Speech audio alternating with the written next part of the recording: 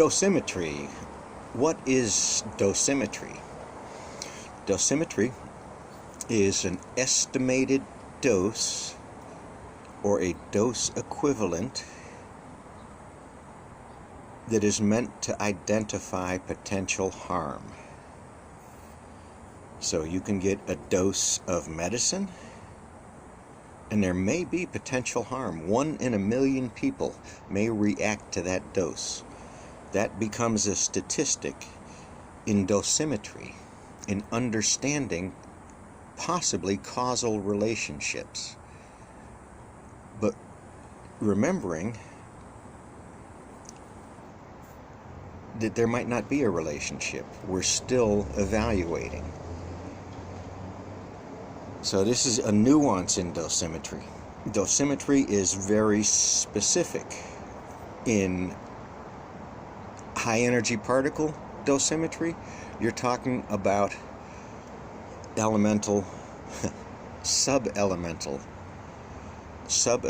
particles striking parts of, let's say, the genome, the planet's genome, just because that's what it's hitting. It's of concern, right?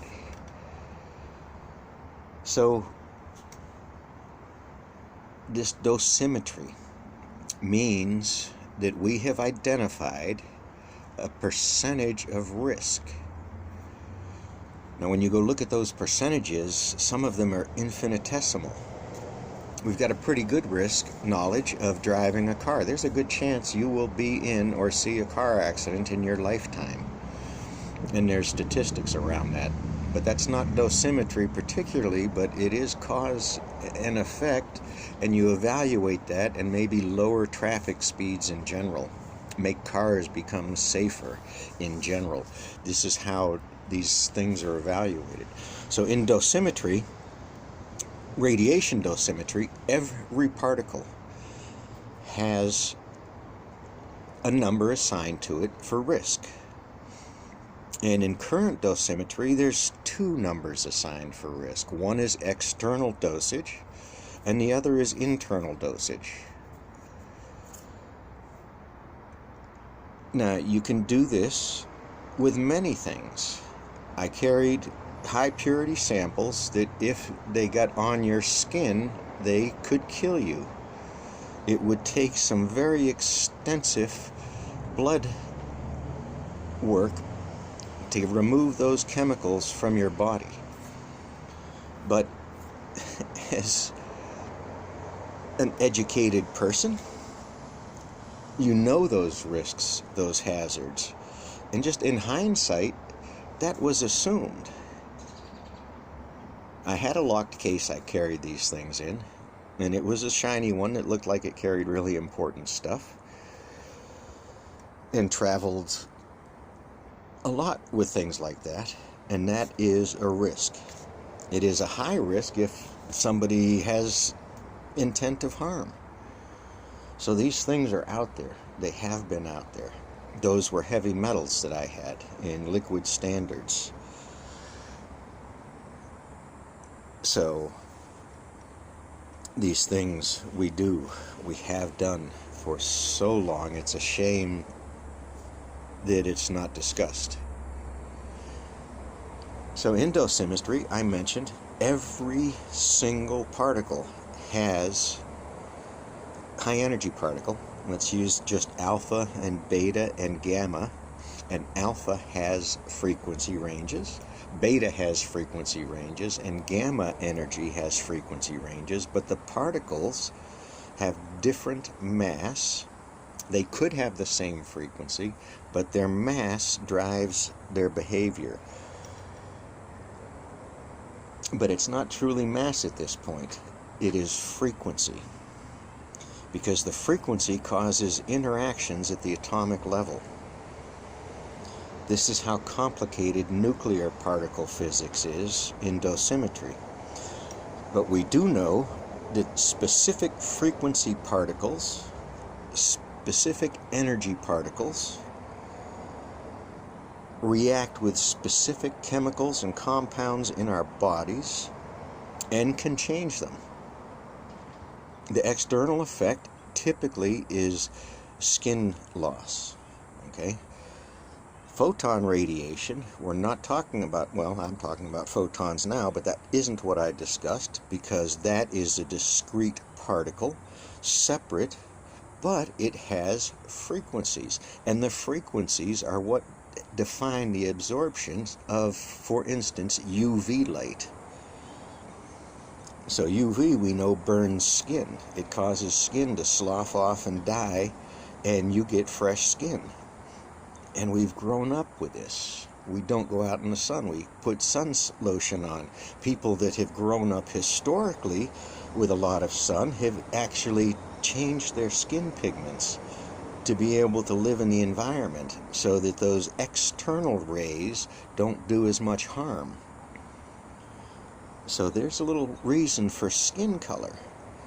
Millions of years of evolution in a specific environment. And some people do better in some places than others do. It's amazing, isn't it, how this got us here. So, dosimetry. This thing crosses scientific boundaries, or the pillars of science, right? I'm talking about nuclear physics, I'm talking about health physics, I'm talking about earth physics, earth sciences. All of these interweave things that are amazing to try and understand, put in relevance, put in scope, put in place.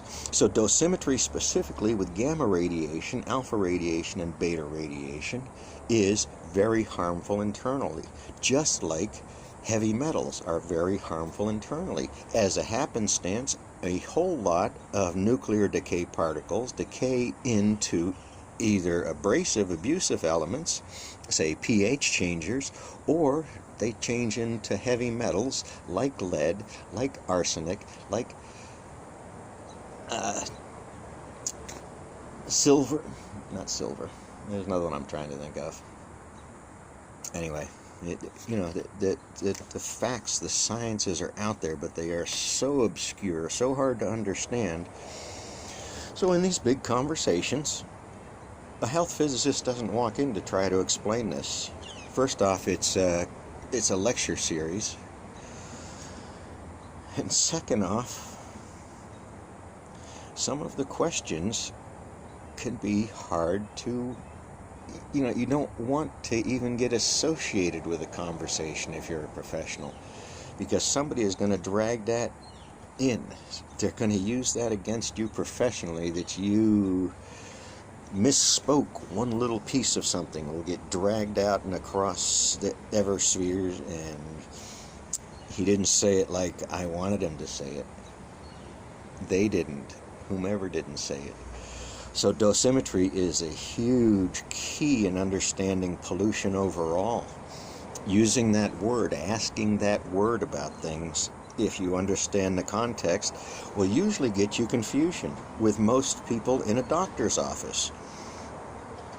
Or you'll get weird looks like, why are you worried about that? We're worried about this. But on the way from your radiation exam, they remind you, don't sleep with anybody because you're radioactive. Don't worry about it, though. Stochastic health effects. Done with statistics, very hard to fathom, and yet you play the lottery. You go to the casino.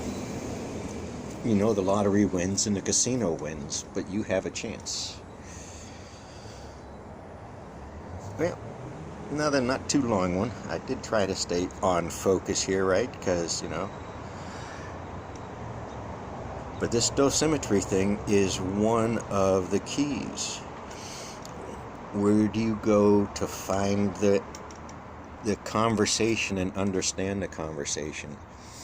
When Monsanto is allowed to release a chemical, when any corporation is allowed to release a chemical that has been looked at, there's one for you. Who looks at it? Who judges?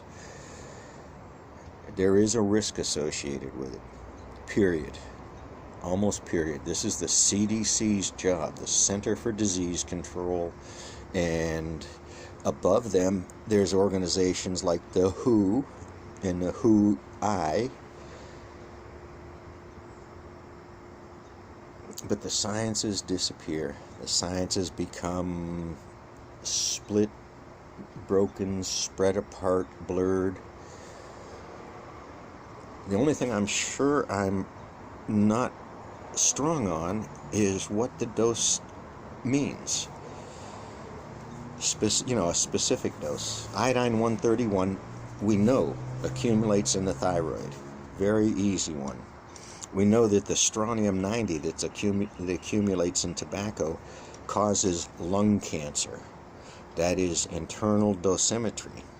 The fact is, strontium is tested for still to this day and can be found, has been found in cigarettes. Even the tobacco industry knew better than to take this conversation up. That is a matter of record from the tobacco industry trials documents that those elements were found. If today you go back through and do some dosimetry on that, which means you understand the Beers manual and maybe you've been to one of the few courses in the nation on the continent is a ResRad course that trains specifically what I'm speaking to. It trains why a Geiger counter is not enough. This is just a fact of the sciences. And being good science, it's a fact of our planet. It doesn't care about states' rights. It doesn't know what words are. It just does what it does. I bring this up because the government itself, and they've probably hidden this again, 2/3 of our drinking water is polluted or at high risk. I'm sorry, 1/3. And I would debate that number. But if that's not enough to make you think, make you consider, make you wonder why recycle, reuse is not the most important term in conversations among the sciences. It's just abuse and profit. And go by a university. I could be specific with one, but there's a lot of them. Go by a whole science center. Give all the students their daycare if they need it. Only I think they're charging for it now because they're sacks of shit. So all the students have comfortable daycare and can live in their nuclear world. And when they come out, they're all highly educated with degrees. And there's no Trumpanzees among them. Eh?